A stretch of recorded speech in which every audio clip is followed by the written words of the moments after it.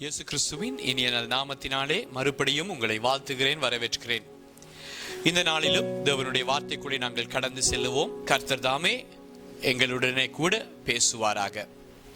இந்த நாளிலே நான் உங்கள் முன்பதாக நான் கொடுக்கும் செய்திக்கு ஒரு தலைப்பை கொடுப்பேன் என்றால், பாடுகளில் பரம நோக்கம். பாடுகளில் பரம நோக்கம். நாம் இந்த நாட்களிலே முழு உலகத்திலும் வியாதிகளின் நிமித்தம், இந்த கொரோனா வியாதி நிமித்தம் நாம் அடைக்கப்பட்டவர்களாக, லாக்டவுன் பண்ணப்பட்டவர்களாக, ஒரு கர்ஃபியூவுக்குள்ளே நம் வீடுகளை தரித்திருந்து சில நேரம் பொருளாதாரத்திலே போராட்டங்கள், வீடுகளை நிற்க வேண்டிய நிலைமைகள், சிலர் தங்களுடைய தொழில்களை இழந்து போகும் காரியங்கள், இப்படியாக பல நெருக்கங்கள், பாடுகள் மத்தியிலே நாம் வாழ்ந்து கொண்டிருக்கிறோம்.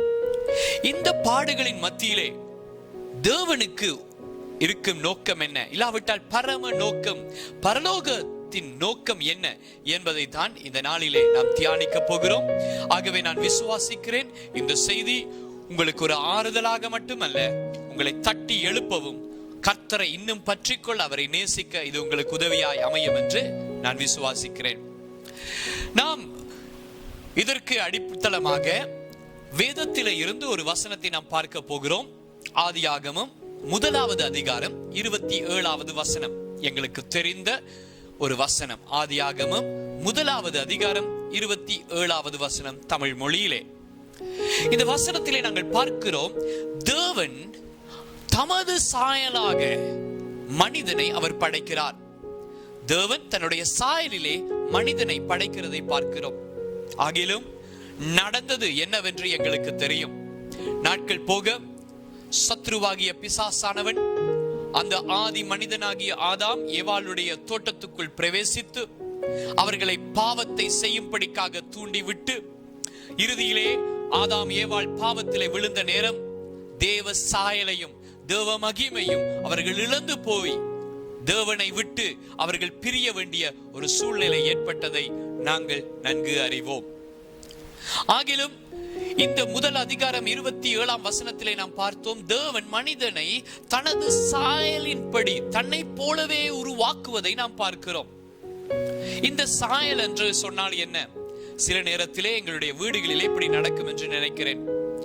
சில நேரம் என்னுடைய இளைய மகளை சிலர் பார்த்து சொல்லுவார்கள், ஷா, அப்பாவினுடைய சாயல் அப்படியே இருக்கிறது அப்படி என்று சொல்லும் போது, ஒரு தகப்பனாக அவள் ஒரு நல்ல காரியத்தை செய்வாள் என்றால், ஒரு தகப்பனாக நான் சந்தோஷப்பட்டு, ஷா, என்னுடைய சாயல் என்னுடைய பிள்ளையில இருக்கிறது என்று கொஞ்சம் ஒரு ஆடம்பரம், ஒரு சந்தோஷம் எங்களுக்குள்ளே உண்டாகிறது. அதே போலதான் தேவன் தனது சாயலின்படி மனிதனை படைத்தார். ஆனால் அந்த மனிதனோ அந்த பாவத்தின் நிமித்தம், சத்ருவினுடைய சோதனை நிமித்தம் அவன் விழுந்து போனவனாக அந்த சாயலை இழந்து போனான். ஆகிலும் இயேசு கிறிஸ்து இந்த பூமிக்கு வந்து அந்த சாயலை, தேவகுமாரனுடைய சாயலை மனிதனுக்கு மறுபடியும் கொடுப்பதற்காக அவர் வாஞ்சித்தார். எப்படியாகிலும் எம்மை அவரை போல மாற்ற வேண்டும் என்ற ஒரு வாஞ்சையினால் தேவன் இந்த பூமிக்கு தன்னுடைய ஒரே பேரான குமாரனை அனுப்புகிறார். அதை குறித்து நாம் இன்றைக்கு சற்று தியானிக்க போகிறோம். நான் நினைக்கிறேன், தேவனுடைய பிள்ளைகளாக, கிறிஸ்தவர்களாக சில நேரத்திலே வேதத்தை நாம் தவறாக புரிந்து இருக்கலாம்.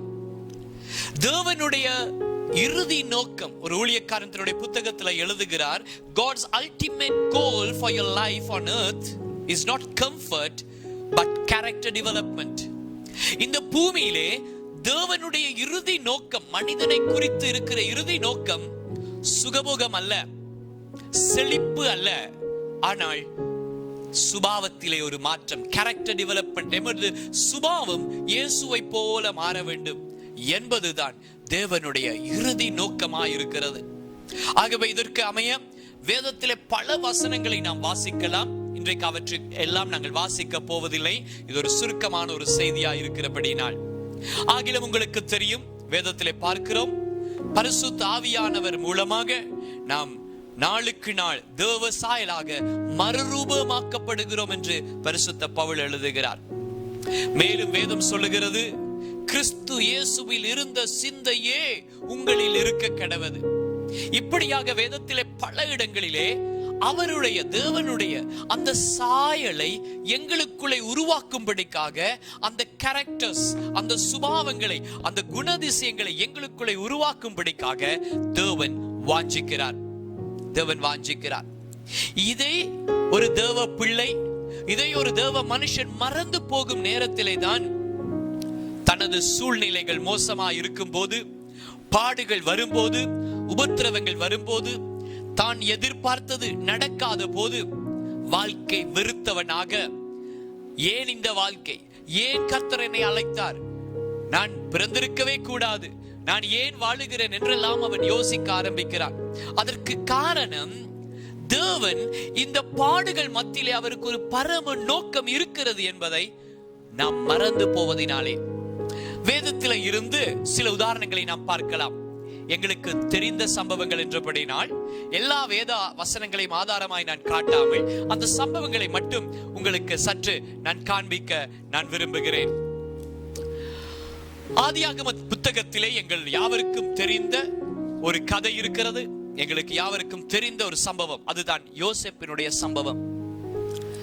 யோசேப்பை தேவன் அழைத்தது உண்மை. வாலிப வயதிலே, சிறு வயதிலேயே அவனை குறித்து தேவன் வைத்த திட்டத்தை கனவுகளின் வழியாக தேவன் அவனுக்கு காண்பித்தார்.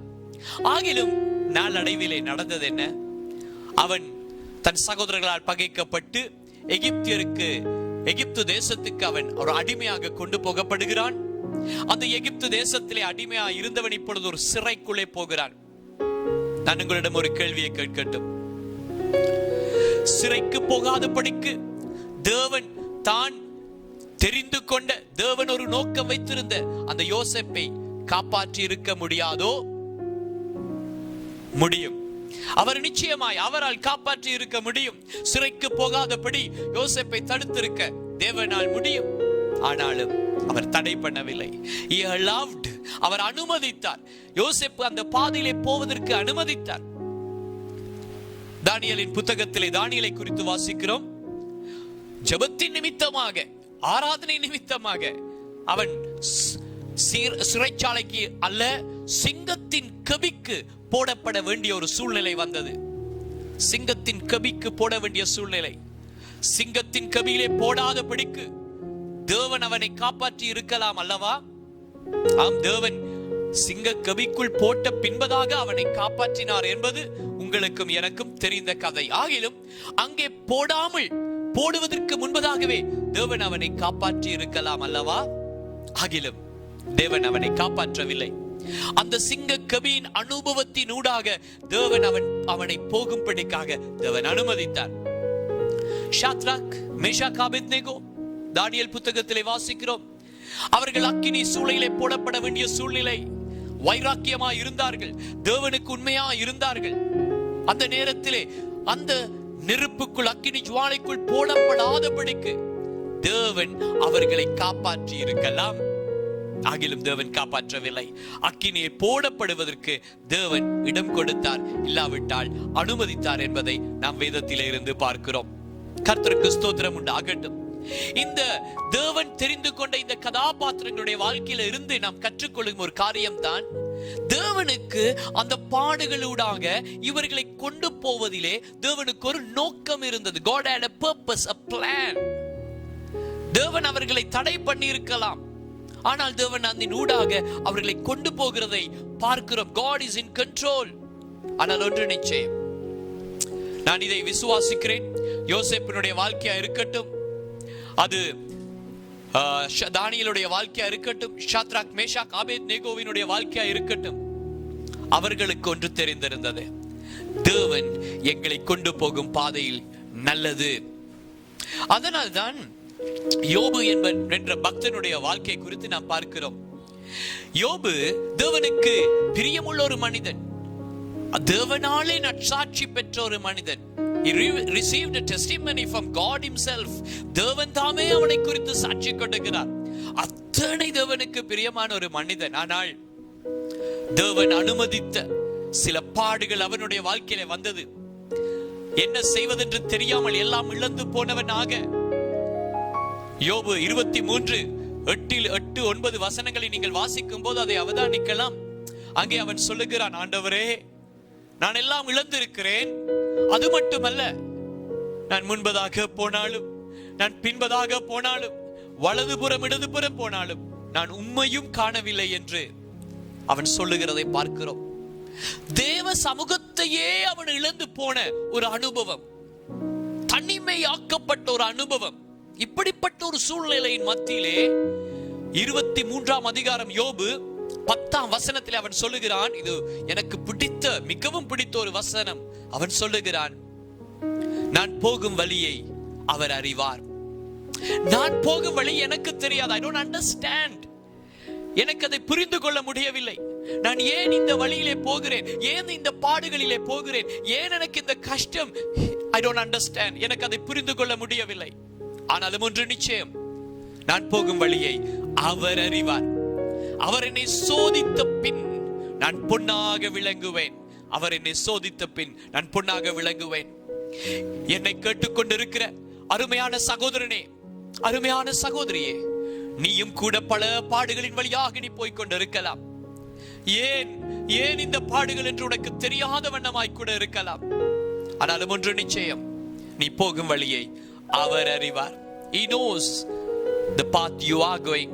நீ போகும் பாதை அவருக்கு நன்கு தெரியும். அவர் தீமை செய்கிறவர் அல்ல, அவர் தீமை செய்கிறவர் அல்ல. வேதத்தில் இருந்து ஒரு அழகான ஒரு வசனம் எங்களுக்கு இதுவும் தெரிந்த ஒரு வசனங்கள், இன்றைக்கு தெரிந்த வசனங்களை தான் உங்களோடு பகிர்ந்து கொள்கிறேன். ரோமர் 8ஆவது அதிகாரம் 28வது வசனம் அனைவருக்கு மனப்பாடமா இருக்கும் என்றும் நினைக்கிறேன்.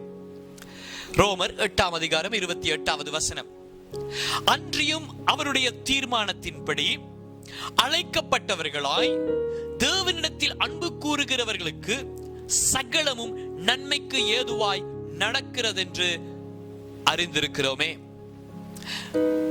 இங்கு தேவன் தெரிந்து கொண்ட ஒரு மனிதன், தேவனை நேசிக்கிற ஒரு மனிதனை குறித்து வேதம் இப்படியாக சொல்லுகிறது. தேவனால் தெரிந்து கொள்ளப்பட்ட மனிதன், தேவனை நேசிக்கும், தேவன் மேல் அன்பு கூறுகிற ஒரு மனிதனை குறித்து தான் இந்த வசனம் பேசுகிறது. ஆகவே நீங்களும் தேவனால் தெரிந்து கொள்ளப்பட்டவராக, தேவனை நேசிக்கிறவராக இருக்கலாம். ஆகிலும் இந்த வசனம் சொல்லுகிறது, சகலமும் நன்மைக்கு ஏதுவாக நடக்கிறது. அப்படி என்றால் சகலமும் நன்மை அல்ல. சில நேரம் வியாதிகள் என்று சொல்லும் போது அது நன்மை அல்ல. பாடுகள் என்று சொல்லும் போது அது நன்மை அல்ல.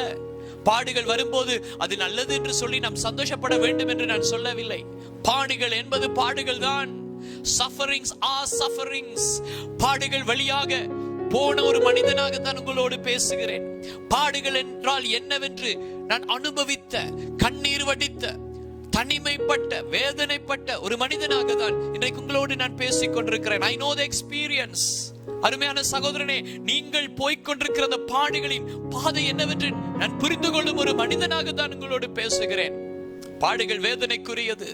It breaks us. அது எங்களை நொறுக்கி விடுகிறது, உருக்கி விடுகிறது. உண்மை, உண்மை. ஆனாலும் கர்த்தர் சொல்லுகிறார், தேவன் அதை நன்மைக்கு ஏதுவாக அவர் மாற்றுகிறாராம். He makes it to work together for good. அதை நன்மைக்கு ஏதுவாக அவர் மாற்றுகிறார். He makes it to work together for good. அதை எல்லாமே எங்களுடைய வாழ்க்கையிலாகவே நன்மைக்காக நடக்கிறது. நான் இதை குறித்து ஏன் நன்மைக்கு எதுவாக நடக்கிறது என்பதை நான் விளக்க முன்பதாக நான் ஒரு சின்ன கதையை நான் உங்களுக்கு கூறினால் நலம் என்று நினைக்கிறேன். விசேஷமாக சில நேரம் என்னை பிள்ளைகளும் கேட்டுக்கொண்டிருக்கலாம். ஒரு நாள், சிலருக்கு தெரிந்த ஒரு கதையா இருக்கலாம். ஒரு நாள் ஒரு தேசத்தினுடைய ஒரு ராஜா, அவன் வேட்டையாட போகிறது வழக்கம். காடுகளுக்கு அவன் வேட்டையாட போவான். அவன் போகும்போது அவன் தன்னுடைய சேவகனையும் தன்னோடு கூட அழைத்துக் கொண்டு போவான். இது அவனுடைய வழக்கம். ஆனால் அந்த சேவகனுக்கு ஒரு பழக்கம் இருந்தது. அவன் என்ன செய்வானாம், என்ன நடந்தாலும் அவன் சொல்லுவான், எல்லாம் நன்மைக்கே, எல்லாம் நன்மைக்கே. ஆகவே இவர்கள் வேட்டையாட போகிறார்கள். வேட்டையாடி கொண்டிருக்கும் போது ஒரு மான் ஓடி வருகிறதை கண்ட அந்த மன்னன், சேவகா சேவகா, அதோ ஒரு மான் ஓடுகிறது என்று தன்னுடைய கைகளை நீட்டி காண்பிக்க, அந்த சேவகனும் மிக வேகமாக தன்னுடைய ஈட்டியை எடுத்து, அம்பை எடுத்து அந்த ஈட்டியை அவன் விடுகிற வேளையிலே அது அந்த ராஜாவினுடைய பெருவிரலிலே பட்டு அந்த பெருவிரல் கலண்டு விழுந்து விட்டது. ரத்தமோ என்று ஓடுகிறது. ஓடும் போது ராஜா அந்த பெருவிரல் விழுந்த உடைந்த அந்த இடத்தை பிடித்துக் கொண்டு அழுது கொண்டு கத்திக்கொண்டு இருக்கும் போது சேவகன் ஓடி வருகிறான். ஓடி வந்து ராஜாவை பார்த்து அவன் என்ன சொல்லி இருப்பான்? அவன் உங்களுக்கு நான் சொன்னது போலவே அவன் வழக்கத்தின்படி அவன் சொன்னான், எல்லாம் நன்மைக்கே, எல்லாம் நன்மைக்கே. ராஜாவுக்கு நன்றாக கோபம் வந்து விட்டது. என்ன, நான் இங்கு வேதனைப்படுகிறேன், நான் ஒரு அரசன், நான் ஒரு மன்னன், இங்கு வேதனைப்பட்டு பெருவில்லை இழந்திருக்கிறேன், நீ எல்லாம் நன்மைக்கு என்று சொல்லுகிறாய் என்று அந்த சேவகனை பார்த்து மிகவும் கோபப்பட்டவனாக, வா நான் உன்னை பார்த்துக் கொள்ளுகிறேன் என்று அவர்கள் இருவரும் நாட்டுக்கு போனார்கள். போன ராஜா அந்த சேவகனை உடனே சிறையிலே போட்டு சிறையிலே அடைத்து விட்டார். சில மாதங்கள் கடந்து சென்றது. மறுபடியும் இப்பொழுது ராஜாவினுடைய பெருவிரல் இல்லாத போதும் அந்த இடத்திலே காயங்கள் கட்டப்பட்டு ஆற்றப்பட்ட மனிதனாக இப்பொழுது வேட்டையாட போகிறார். இந்த முறை தனிமையாய் போகிறார். ஏனென்றால் சேவகன் இப்பொழுது சிறையில் இருக்கிறார். இப்ப வேட்டையாட போன அந்த மன்னன் வேட்டையாடி கொண்டிருக்கும் போது அந்த காட்டு பகுதிகளிலே மனிதர்களையே புசிக்கிற ஒரு காட்டுவாசிகள் கோத்திரத்தார் இருந்தார்கள். அவர்கள் வந்து அன்றைக்கு இந்த ராஜாவை கையுமையுமாய் பிடித்து அவர்கள் கொண்டு போய் ஒரு மரத்திலே, ஒரு தூணிலே கட்டி, ஒரு மரத்திலே கட்டி வைத்து அன்றைக்கு இரவு ராஜா தான் அவர்களுடைய ஆகாரம். மிகவும் சந்தோஷமாக, சிங்களத்திலே ஒரு பாடல் சொல்லுவார்களே, ஓயே ஒஜாயே என்று, அந்த பாடலை பாடினார்களோ தெரியாது, மரத்தை சுற்றிலும் சுற்றிலும் ஓடி குதித்து கொண்டு சொன்னார்கள், இன்றைக்கு எங்களுக்கு நல்ல ஒரு கொளுத்த கன்று அல்ல, ஒரு கொளுத்த மனிதன் கிடைத்திருக்கிறது என்றால். ராஜா நல்ல தொக்கையாக நல்ல சதையோடு இருந்தார். இன்றைக்கு நல்ல விருந்து என்று மிகவும் சந்தோஷமாக ஆடி பாடிக்கொண்டிருந்தார்கள். மதிய நேரம் அவர்கள் அந்த ராஜாவை வெட்டி சமைக்க போகிறார்கள். ராஜா வாழ்க்கையெல்லாம் முடிந்தது என்று யோசித்துக் கொண்டு இருக்கும் நேரத்திலே அந்த காட்டுவாசிகளுக்கும் ஒரு நல்ல பழக்கம் இருக்கிறது. சொல்லுவோம் அல்லவா, அநேக நேரத்திலே கெட்டவனுக்குள்ளேயும் ஏதாகிலும் ஒரு நல்ல ஒரு காரியம் இருக்கும் என்று சொல்வார்களே, அதே போல இந்த காட்டுவாசிகளுக்குள்ளும் ஒரு நல்ல பழக்கம் இருந்தது. என்ன செய்வார்கள்? தாங்கள் புசிக்கும் அந்த மிருகங்கள் அல்ல, மனிதர்களாய் இருந்தாலும் அதை அவர்கள் சோதித்து பார்த்து பழுதற்ற ஒன்றை தான் புசிப்பார்கள். ஆகவே வந்து ஒரு மனிதன் வந்து கடைசியாக இன்ஸ்பெக்ட் பண்ண வருகிறார். சுற்றிலும் ராஜாவை தேடி பார்த்த போது ராஜாவினுடைய பெருவிரல் ஒன்று இல்லாதபடினால் அந்த கயிறுகள் எல்லாம் கழற்றி, நீ தீட்டுப்பட்டவன், உன்னை நாங்கள் புசிக்க முடியாது என்று ஒரு தடியை எடுத்து அடித்து விரட்ட ராஜாவும் மிகுந்த சந்தோஷத்தோடு அந்த காட்டை விட்டு வேகமாக அவன் ஓடிக்கொண்டு வருகிறான். சிவகா சிவகா என்னை மன்னித்துக்கொள், சிவகா சிவகா என்னை மன்னித்துக்கொள், நான் செய்தது மகா பெரிய தவறு, நான் உன்னை இந்த சிறையிலே போட்டிருக்கவே கூடாது, சிவகா என்னை மன்னித்துக்கொள் என்று அவன் கெஞ்ச, அந்த சேவகன் என்ன சொல்லி இருப்பான்? வழக்கம் போலவே அவன் சொன்னான், ராஜா எல்லாம் நன்மைக்கே, ராஜா எல்லாம் நன்மைக்கே, எல்லாம் நன்மைக்கே. இப்பொழுது ராஜா கொஞ்சம் அசந்து போய் கேட்டார், உன்னை சிறையிலே போட்டதிலே என்ன நன்மையாடா? நான் உன்னை சிறையிலே போட்டதிலே என்ன நன்மை என்று கேட்ட போது அவன் சொன்னான், ராஜா நீங்கள் என்னை சிறையிலே போடாமல் இருந்திருந்தால் நீங்களும் நானும் சேர்ந்து வேட்டையாட போயிருப்போம். அவர்கள் பரிசோதித்து பார்த்து உங்களுடைய பெருவிரல் இல்லை என்று உங்களை அனுப்பியிருப்பார்கள், என்னை புசித்திருப்பார்கள் மன்னா என்று சொல்ல ராஜாவுக்கு விளங்கிவிட்டது. ஆம், இதை ஒரு கதையாக நான் உங்களுக்கு சொன்னாலும் இதிலே ஒரு சத்தியம் உண்மை இருக்கிறது. தேவனை நேசிக்கிறவர்களுக்கு, தேவனால் அழைக்கப்பட்டவர்களுக்கு சகலமும் நன்மைக்கு ஏதுவாக நடக்கிறது. ஹல்லேலூயா. நீங்கள் இருக்கிற இடங்களிலே ஆண்டவரே நன்றி என்று சொல்வீர்களா? ஆண்டவரே நன்றி என்று சொல்வீர்களா? இந்த சத்தியத்தை வேதத்திலே நாம் வாசிக்கும் கதாபாத்திரங்கள், இந்த சத்தியத்தை வேதத்திலே நாங்கள் வாசிக்கிற மனுஷர்கள், தேவ மனுஷர்கள் அறிந்திருந்தார்கள். ஆகையால் தான் யோசேப்பு தான் பாடுகளின் வழியாக போன போதும் அவனுக்கு ஒன்று தெரியும், நான் போகும் வழி தேவன் அறிவார். யோபு பாடுகள் வழியாக போனாலும் அவனுக்கு ஒன்று தெரியும், நான் போகும் வழியை தேவன் அறிவார். அருமையான சகோதரனே, சகோதரியை, நீ சில நேரம் உடைந்து போய் வாழ்க்கை வெறுத்து போன நிலைமையிலே என்ன செய்வது? பொருளாதார பிரச்சனைகள், குடும்பத்திலே பிரச்சனைகள், மனைவியால் பிரச்சனை, கணவனால் பிரச்சனை, பிள்ளைகளால் பிரச்சனை, ஐயோ நான் என்ன செய்வதென்றே தெரியாது, எல்லா பக்கத்திலும் நெருக்கப்படுகிறேன், நான் எப்படி வாழுவேன் என்றே தெரியாது, ஏன் பிறந்தேனோ தெரியாது என்று நீ தடுமாறிக்கொண்டிருந்தால் உனக்கு இன்றைக்கு ஒரு நற்செய்தி சொல்லுகிறேன், நீ போகும் வழி அவர் அறிவார். He knows the path you have taken. He knows the path you are going through. He knows the burdens you are going through. He knows your tears. உன்னுடைய கண்ணீர்களை அவர் பார்த்திருக்கிறார். ஆகவே தான் வேதம் சொல்லுகிறது, அவர் எம்முடைய கண்ணீரை அவர் துருத்தியிலே சேர்த்து வைத்திருக்கிறார். எம்முடைய கண்ணீரை துருத்தியிலே சேர்த்து வைத்திருக்கிறார். What a good God! இவரை போல் ஒரு தேவன் உண்டோ? இயேசுவை அறியாமல் யாராகிலும் இந்த செய்தியை கேட்டுக் கொண்டிருப்பீர்கள் என்றால் இன்றைக்கு அந்த இயேசுவை நீங்கள் அறிந்து கொள்ள வேண்டும் என்று நான் வாஞ்சிக்கிறேன். ஏனென்றால் அவர் மனிதனுடைய வேதனை புரிந்து கொள்ளுகிறார். He knows your burden. He knows your tears. அவர் அதை அறிவார். என்னை பார்க்க யாரும் இல்லை என்று நீ கலங்காதே, அவர் உன்னை பார்த்து கொண்டு இருக்கிறார். கர்த்தருக்கு ஸ்தோத்திரம் உண்டாகட்டும். ஆகவே நான் சொன்னது போல இந்த யோசேப்பினுடைய வாழ்க்கையில் இருந்து ஒரு சில காரியங்களை கொஞ்சம் நான் எடுத்து விவரிக்கிறேன். எல்லாவற்றுக்குள்ளும் நான் முழு கதைக்குள்ளும் போகவில்லை. யோசேப்பினுடைய சகோதரர்கள் அவனை பகைத்தார்கள். ஏன்? மற்றவர்களை விட தன் தகப்பன் அதிகமாய் யோசேப்பை நேசித்தபடினால், ஒரு பலவர்ண ஆடையை கொடுத்தபடினால் யோசேப்பினுடைய தகப்பன் யோசேப்பை நேசித்தார். அதன் நிமித்தம் அந்த சகோதரர்களுக்குள்ளே ஒரு பொறாமை, ஒரு எரிச்சல் வர ஆரம்பித்தது. அவனை வெறுத்தார்கள். சில நேரத்திலே சகோதரனே, உன்னையும் சிலர் வெறுத்துக் கொண்டிருக்கலாம். காரணம் இல்லாமல் வெறுத்துக் கொண்டிருக்கலாம், காரணம் இல்லாமல் பகைத்துக் கொண்டிருக்கலாம். Some may be jealous about you. நீ வேலை செய்யும் இடங்களிலே இருக்கலாம். சில நேரம் நீங்கள் ஆராதிக்கும் சபையிலே தானே இருக்கலாம். உங்களை சுற்றிலும் இருக்கிறவர்கள் ஒரு விதமான ஒரு பொறாமை, ஒரு எரிச்சல். They are your brothers. அவர்கள் உன்னுடைய சொந்த சகோதரர்களா இருக்கலாம், உன்னுடைய சபை சகோதரர்களா இருக்கலாம். ஒரு வெறுப்பு, ஒரு கசப்பு. ஆனால் யோசேப்புக்கு ஒன்று தெரியும், கர்த்தர் நான் போகும் வழி அறிவார். ஆண்டவர் அதன் ஊடாக போகும்படிக்காக யோசேப்பை அனுமதித்தார். யோசேப்பு அந்த பாடுகளிலூடாக போக தேவன் அனுமதித்தார். ஆண்டவர் காப்பாற்றி இருக்கலாம், but he allowed. அவர் அனுமதித்தார். யோசேப்பின் சகோதரர்கள் வேறு என்ன செய்தார்கள்? அவனை ஒரு நாள் பிடித்து அவனுடைய வஸ்திரங்களை கழற்றி அவனை சாகும்படிக்காக ஒரு குழியிலே போட்டார்கள். போட்டு ஒரு சகோதரனுடைய தலையீட்டின் நிமித்தம் அவனை வியாபாரிகளுடைய கையிலே ஒரு சில காசுக்காக, பணத்திற்காக விற்று போட்டார்கள். சில நேரம் அட்லீஸ்ட் எங்களுடைய சகோதரர்கள் எங்களை கொலை செய்ய பார்க்கவில்லை.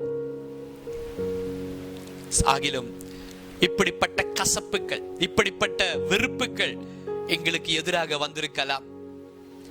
எங்கள் உறவினர்கள் எங்களை வெறுத்திருக்கலாம். யோசேப்பினுடைய சகோதரர்கள் என்ன செய்கிறார்கள்? யோசேப்பை குறித்து தவறாய் பேசினார்கள். யோசேப்பு வரும்போதே சில நேரம் பேசிக்கொண்டார். அதோ சொப்பனக்காரன் வருகிறார், பார்ப்போம் என்ன சொப்பனம் சொல்லி இருப்பான் என்று.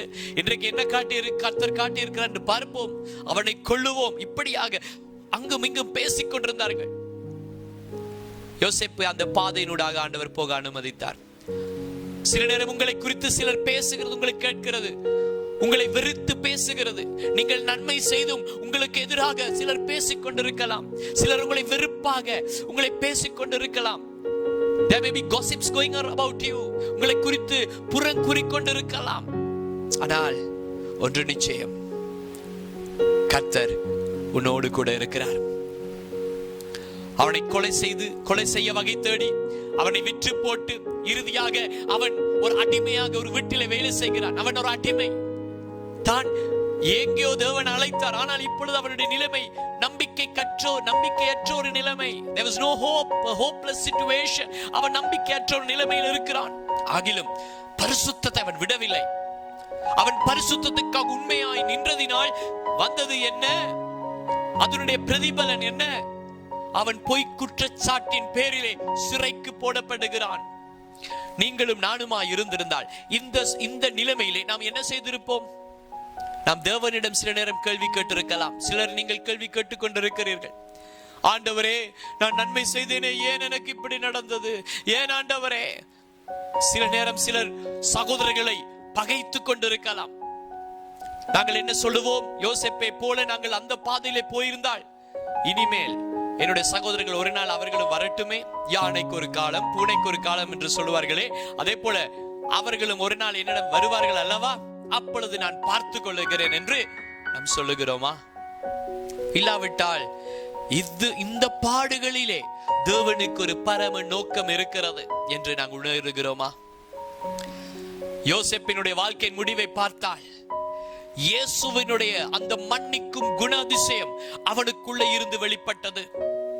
அவன் உடைக்கப்பட்டவனாக, மாற்றப்பட்டவனாக, ஒரே நாளிலே அவன் உயர்த்தப்பட்ட ஒரு மனிதனாக, பார்வோனுக்கு அடுத்தவனாக, அன்றைக்கு ஒரு சாம்ராஜ்யம் என்று சொல்லுகிற எகிப்தினுடைய ஒரு பிரதம மந்திரியை போன்ற ஒரு நிலைமையிலே அவன் அமர கர்த்தர் அவனை உயர்த்தினார். ஆனால் கர்த்தர் அவனை உயர்த்தின போது அவனுடைய சுபாவங்கள் மாறி இருந்தது. God wants to change you. தேவன் உன்னை மாற்ற விரும்புகிறார். உன்னுடைய சுபாவங்களை மாற்ற விரும்புகிறார். உன்னுடைய குணாதிசயங்களை மாற்ற விரும்புகிறார். சிலர் இந்த நாட்களில் வீடுகளில் நீங்கள் அடைக்கப்பட்டு இருக்கலாம், வேலை இல்லாமல் இருக்கலாம். ஆகிலும் this is a time of testing. இது கர்த்தர் உங்களை சோதித்து உங்களை புடமிடுகிற ஒரு நேரம். இந்த நேரத்தில் நாம் என்ன செய்கிறோம்? இந்த நேரத்தில் நாம் முறுமுறுக்கிறோமா?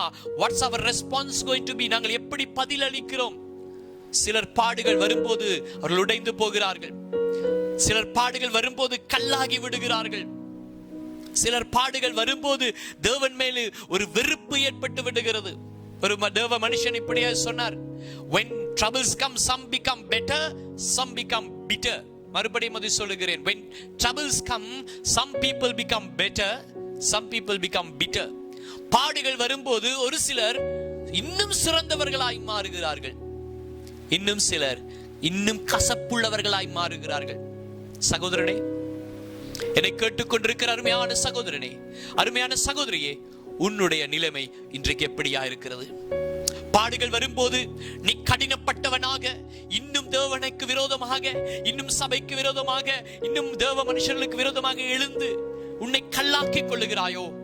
இல்லாவிட்டால் அது இன்னும் உன்னை பரிசுத்தப்படுத்துகிறதோ, இன்னும் உன்னை மாற்றிக் கொண்டிருக்கிறதோ? சற்று நாங்கள் ஆராய்ந்து பார்ப்போம். ஒவ்வொரு பாடுகளின் பின்பதாகவும் தேவனுக்கு ஒரு நோக்கம் இருக்கிறது. God has a purpose, a plan behind every problem. ஒவ்வொரு பாடுகளின் மத்தியிலும் தேவனுக்கு ஒரு நோக்கம் இருக்கிறது.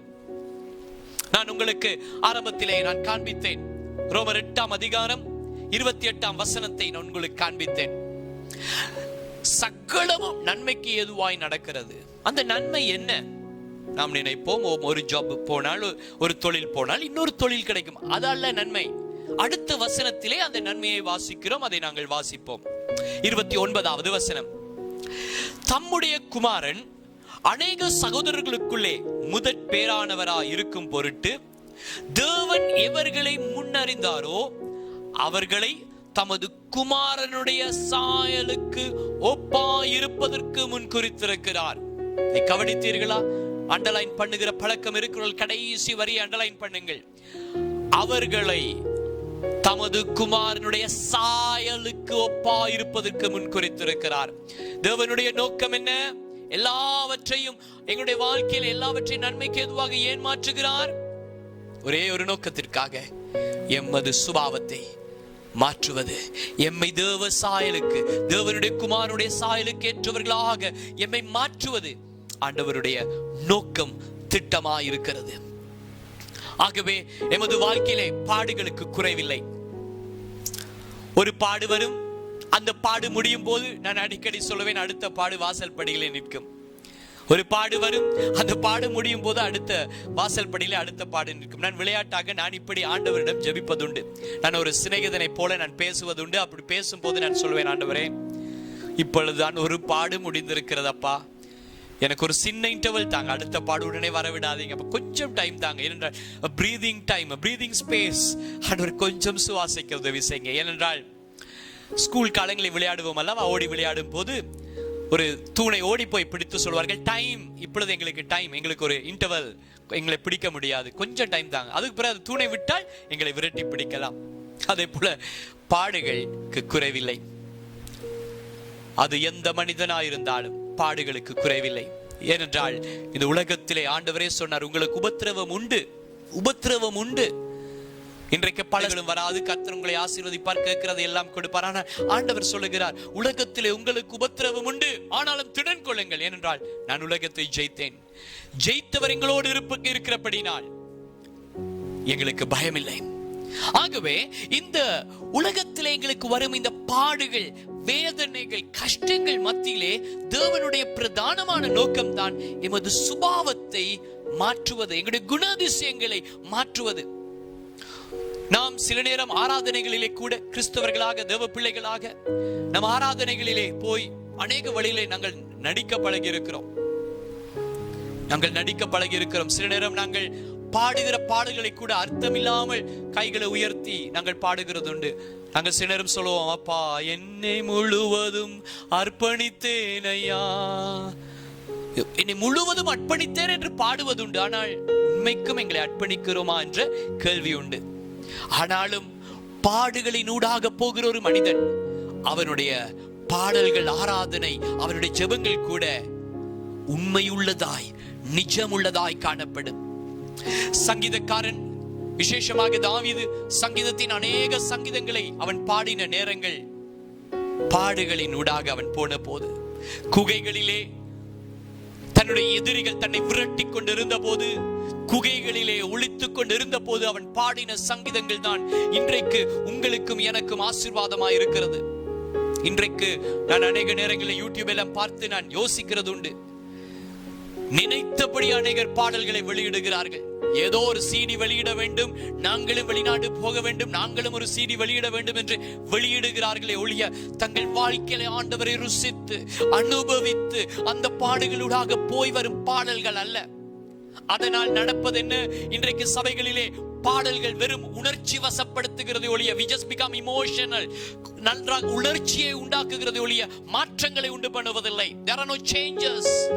ஆகவே தான் அநேக பழைய பாடல்களை கேட்கும் போது, அவற்றை பாடும் போது we change, அவை எங்களுடைய வாழ்க்கையை மாற்றுகிறது.